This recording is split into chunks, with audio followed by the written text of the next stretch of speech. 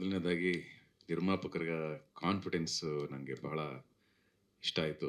ಯಾಕೆಂದರೆ ಈ ಥರದ ಒಂದು ಕಂಟೆಂಟ್ನ ಒಪ್ಕೊಳ್ಳೋದೇ ಕಷ್ಟ.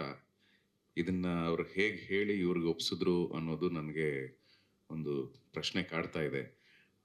ಅಂದರೆ ಇಂಥ ಒಂದು ಕಂಟೆಂಟ್ನ ಅವ್ರು ಒಪ್ಕೊಂಡಿದ್ದಾರೆ ಅಂದ್ರೇ ಅವರಲ್ಲಿ ಸಿನಿಮಾಸಕ್ತಿ ಮತ್ತು ಸಿನಿಮಾ ಅಭಿರುಚಿ ಯಾವ ರೀತಿ ಇದೆ ಅಂತ ನಾವು ಊಹಿಸಬಹುದು.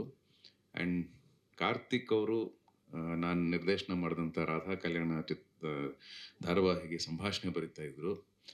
ಅವರ ಬರವಣಿಗೆಯಲ್ಲಿದ್ದ ಗತ್ತು ಗಮ್ಮತ್ತು ಗೊತ್ತಿತ್ತು. ಆದರೆ ಒಬ್ಬ ವಿಷುವಲ್ ಕ್ರಿಯೇಟರ್ ಆಗಿ ಈ ರೀತಿ ಒಂದು ವಿಷುವಲ್ಸ್ನ ಅವ್ರು ನಮಗೆ ತೋರಿಸ್ತಾರೆ ಅಂತ ನಾನು ಖಂಡಿತವಾಗ್ಲೂ ಊಹೆ ಮಾಡಿರಲಿಲ್ಲ.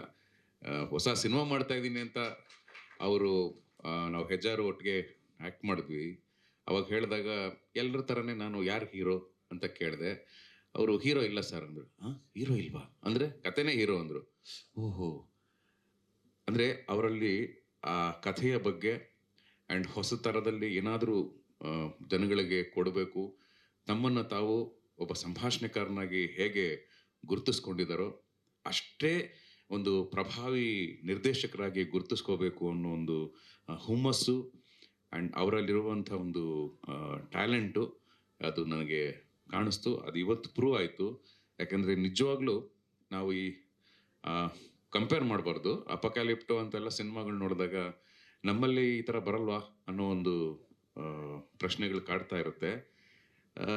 ಇವತ್ತು ಈ ಒಂದು ಟೀಸರ್ ನೋಡಿದ್ಮೇಲೆ ಖಂಡಿತವಾಗ್ಲೂ ಆ ಒಂದು ಏನೋ ಸ್ಟೇಜ್ನ ರೀಚ್ ಮಾಡುವ ಕೆಪಾಸಿಟಿ ಇದೆ ಈ ಸಿನಿಮಾಗೆ ಅಂತ ನನಗೆ ಅನ್ನಿಸ್ತಾ ಇದೆ.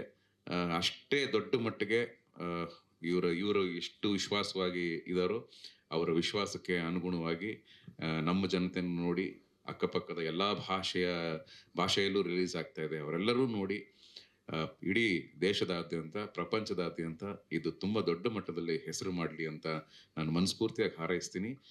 ಇದರಲ್ಲಿ ಕೆಲಸ ಮಾಡಿರುವಂತಹ ನಾಯಕರಿಗೆ, ಎಲ್ಲ ಕಲಾವಿದರು, ತಂತ್ರಜ್ಞರಿಗೆ, ಇದರ ಹಿಂದೆ ಇದು 2-3 ಶಾಟ್ ಆಗಿರಬಹುದು, ಆದರೆ ಅದರ ಹಿಂದಿನ ಶ್ರಮ ಪ್ರತಿಯೊಂದು ಶಾಟಲ್ಲೂ ಒಂದು ಸಣ್ಣ ಲೆಗ್ ನೀರಲ್ಲಿ ಇಡುವಂಥ ಶಾಟಲ್ಲೂ ಅವ್ರಿಗೆ ಅದನ್ನ ಎಷ್ಟು ಅದು ಇಂಪ್ಯಾಕ್ಟ್ ಕ್ರಿಯೇಟ್ ಆಗಬೇಕು ಅನ್ನೋ ರೀತಿಯಲ್ಲಿ ಅವ್ರು ಮಾಡಿದ್ದಾರೆ ಅಂದರೆ ಅದರ ಹಿಂದೆ ಎಷ್ಟು ಶ್ರಮ ಇದೆ ಅಂತ ಗೊತ್ತಾಗುತ್ತೆ. ಬರೀ ಒಂದು ಟೀಸರಲ್ಲೇ ಇಷ್ಟು ರೈನ್ ಎಫೆಕ್ಟ್ ಆಗಲಿ, ಇನ್ನೊಂದು ಮತ್ತೊಂದು, ಆ ಲೊಕೇಶನ್ನು ಅದನ್ನು ತೋರಿಸಿ ಆ ಲೊಕೇಶನ್ ಹುಡುಕಿರುವ ರೀತಿ ಎಲ್ಲದರ ಹಿಂದೆಯೂ ಶ್ರಮ ಎದ್ದು ಕಾಣ್ತಾ ಇದೆ. ಆ ಶ್ರಮಕ್ಕೆ ತಕ್ಕ ಪ್ರತಿಫಲ ಸಿಗಲಿ ಅಂತ ನಾನು ಮನಸ್ಫೂರ್ತಿಯಾಗಿ ಹಾರೈಸ್ತೀನಿ. ದೇವರು, ಇವರು ನಂಬಿರುವಂಥ ಅವಧೂತ ಸ್ವಾಮೀಜಿಗಳು ಎಲ್ಲರೂ ಇವ್ರಿಗೆ ಬಹಳಷ್ಟು ಒಳ್ಳೇದು ಮಾಡಲಿ ಅಂತ ನಾನು ಮನಸ್ಫೂರ್ತಿಯಾಗಿ ಹಾರೈಸ್ತೀನಿ. ನಮಸ್ಕಾರ.